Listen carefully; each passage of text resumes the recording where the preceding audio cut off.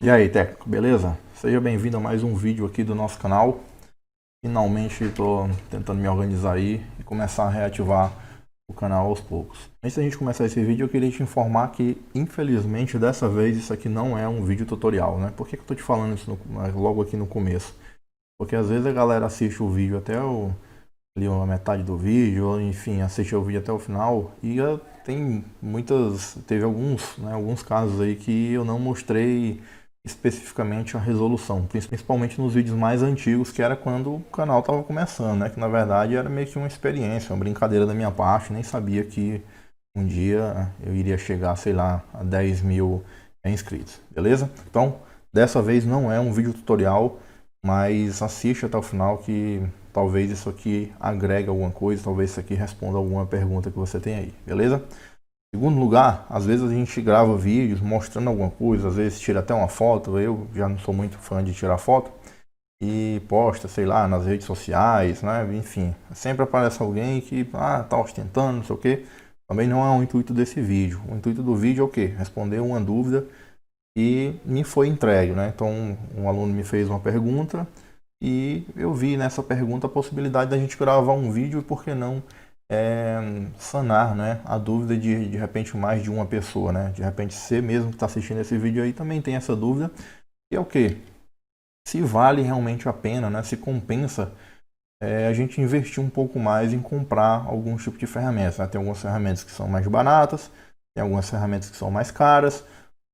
Às vezes, as ferramentas que a gente produz, né, vamos dizer assim, de forma artesanal, elas acabam tendo um funcionamento melhor do que as ferramentas que a gente de repente investe uma grana. Por exemplo, quem trabalha com desbloqueio de Xbox sabe que tem uma ferramenta que você compra para fazer a leitura da NAND, sendo que quando você utiliza o cartão de memória, você vai lá e faz uma adaptação no cartão de memória, ou no adaptador de cartão de memória, você tem uma ferramenta muito melhor do que a ferramenta oficial que é vendida, beleza? Então o intuito do vídeo é basicamente esse aí, tá bom? Então vamos lá.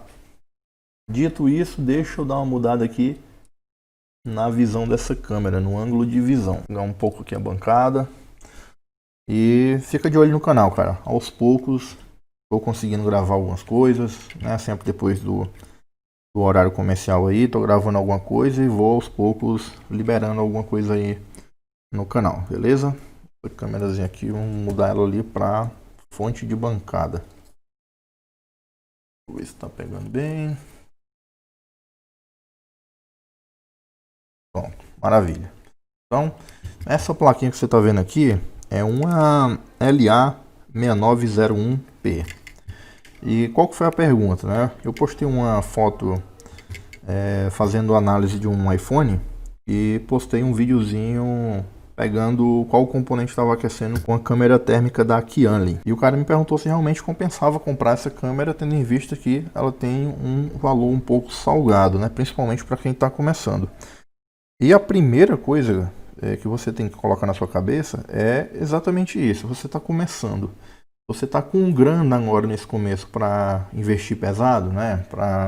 Por exemplo, a Kianli, ela tem várias ferramentas, tem umas chavezinhas, né? Chave Torx, chave Fenda, chave Phillips, muito top, cara, muito bonita e de excelente qualidade.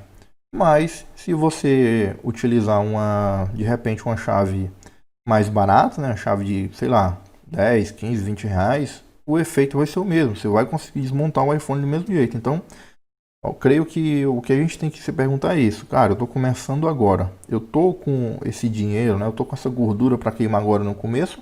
Ou é melhor guardar isso aqui para que no desenrolar, né, da minha assistência, quanto mais o serviço for entrando, quanto mais eu for sentindo necessidade, é o que eu sempre falo para os meus alunos, né, quando me perguntam qual gravador de BIOS comprar. O gravador de BIOS é uma coisa que você vai encontrar de 50 reais até 3 mil reais, 4 mil reais, né, que são esses industriais. Então, será que realmente compensa de início você já investir uma grana pesada num gravador? Será que já de início você precisa realmente de um osciloscópio? Então, é mais uma questão de quanto você tem para investir. Precisar, você vai precisar sempre, mas no começo dá para a gente se virar bem, né? Quando eu comecei eu não tinha praticamente nada, era um multímetrozinho ali Comprei um TL866 para fazer as gravações de BIOS, uma fontezinha de bancada e fui, né, desenrolando. À medida que o serviço vai entrando na sua assistência, você vai sentindo automaticamente a necessidade de comprar outros tipos de ferramenta, né, de adquirir novas ferramentas que, lembrando sempre, a ferramenta, por melhor que ela seja, por mais caro que ela seja, a ferramenta ela serve para auxiliar. A ferramenta ela sempre vai depender do técnico, beleza? Então, vamos lá. Qual que é o problema dessa plaquinha aqui, né? Como eu já falei, não vou fazer o reparo aqui, tá? Isso aqui, o cara me fez a pergunta, hoje entrou essa placa aqui com esse defeito e eu vou utilizar ela para fins explicativos. Então, aí na tela, deixa eu verificar aqui, ó. Primeiro a gente já tem aqui um ponto de oxidação, né? Um capacitor e um resistor. E isso aqui é uma bobinazinha, né? Um resistor não, meio que um jumper, né? Um jumperzinho SMD para jogar 3 volts aqui pro PCH. Porque qual que é o problema dessa placa? Essa placa já é em standby, pluguei aqui a fonte de bancada, ela fica com um consumo de 100 mA e a placa não starta. Quando você pressiona o botão de power, sobe ali, se não me engano, de 100 para 104 mA, mas não sobe nenhuma tensão na placa. Beleza? Então esse aqui é o defeito dela. Já de cara, já vi que aqui mesmo tocando no PCH, eu já vi que o PCH ele aquece um pouco, não aquece bastante, mas ele aquece um pouco. E utilizando o esquema, né, cheguei nesse camarada aqui, tirei ele e o consumo ele caiu um pouco, mas continua tendo consumo. Então o que foi que eu fiz? Deixa eu ver aqui, ó. Isso aqui é a PL4. Isso aqui é a bobina onde vai sair os 3,3 e aqui eu tenho os 5 volts e aqui o nosso buck converter, né, PWM, como você quiser chamar. E aqui nós temos os dois capacitores de saída das duas fontes. Coloquei esse fio aqui para injetar os 3,3 volts. Então deixa eu voltar aqui a fonte para 3,3 volts.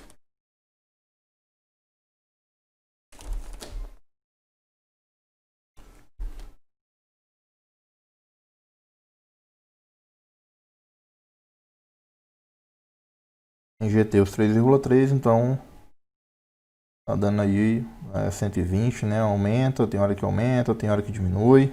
Enfim, o PCH eu não consigo mais sentir ele aquecendo, né? Eu também não analisei essa placa, tá? Por isso que eu tô falando que não é um tutorial. Não cheguei a analisar a fundo a placa.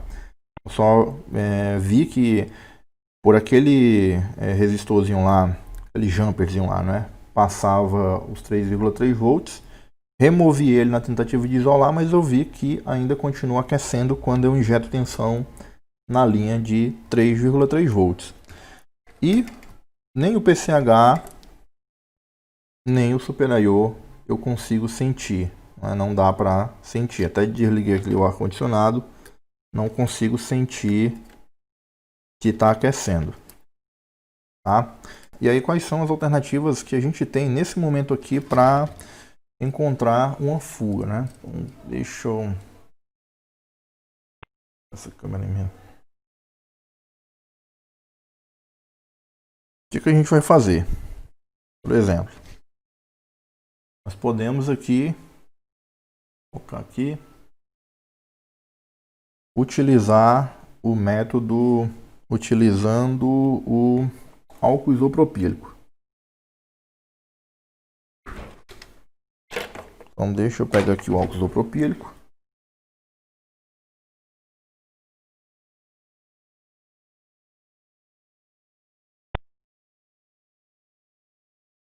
Coloquei álcool isopropílico. Estou aterrando. Ó, como você pode ver aí, não dá para notar muita coisa, né?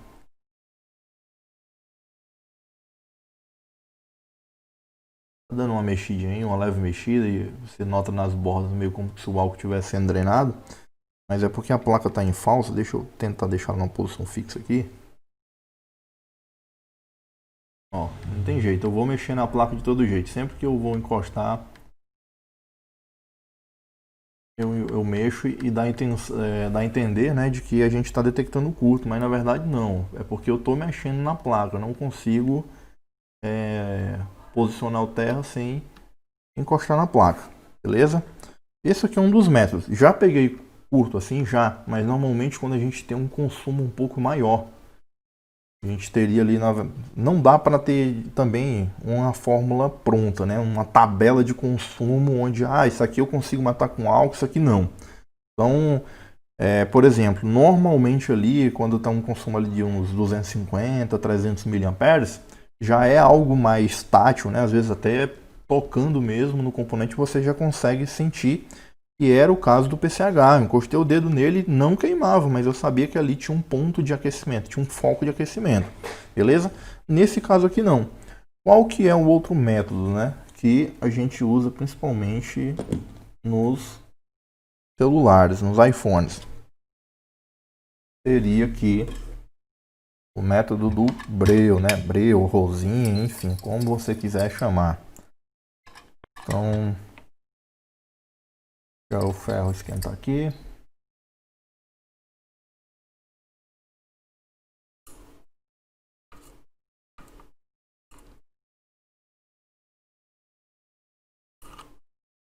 E lembrando que eu não estou dizendo que isso aqui não funciona, tá? Estou falando que existem casos específicos, né? É sempre bom a gente fazer os nossos próprios testes para a gente chegar às nossas próprias conclusões, tá? Eu não estou falando que isso aqui não funciona, eu estou falando que dependendo do consumo, você não vai pegar. Por exemplo, no iPhone tem umas falhazinhas lá, já em standby, ele fica com um consumo ali de 6 mA. Cara, é muito difícil pegar isso, tá? E lembrando também, tá, que eu tenho mais ou menos aí uns 4 meses que eu comecei a pegar iPhone, né? Comecei a estudar e tô fazendo algumas análises, tá bom? Então, se você de repente é um cara que tem muito mais experiência do que eu e tem facilidade para resolver esse tipo de problema, beleza. Eu tô falando que quando eu pego esse tipo de consumo aí, 6 mA, 4 mA, tenho sim uma certa dificuldade, porque o componente praticamente não aquece nada. Então, estamos aí com o Rosinho, né, ou o Breu, e vou aplicar. Ó. Tá vendo que tá o nosso consumo lá, 117, 127, 130 mA, mas também não acontece nada. A gente não vê ali, ó, nenhum tipo de foco de aquecimento. E como eu falei, se passar o dedo também não sente nada. Eu vou limpar isso aqui.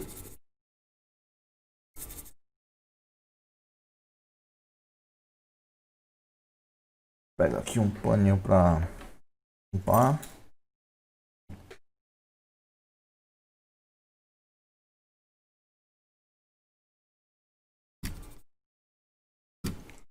Tá limpo. Agora deixa eu configurar aqui a tela para que você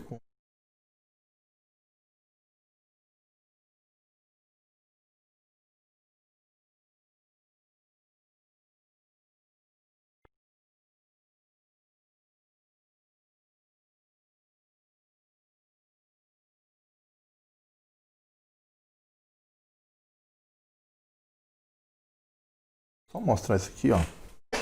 Eu esqueci de configurar outra câmera para mostrar. O que é que eu vou fazer agora?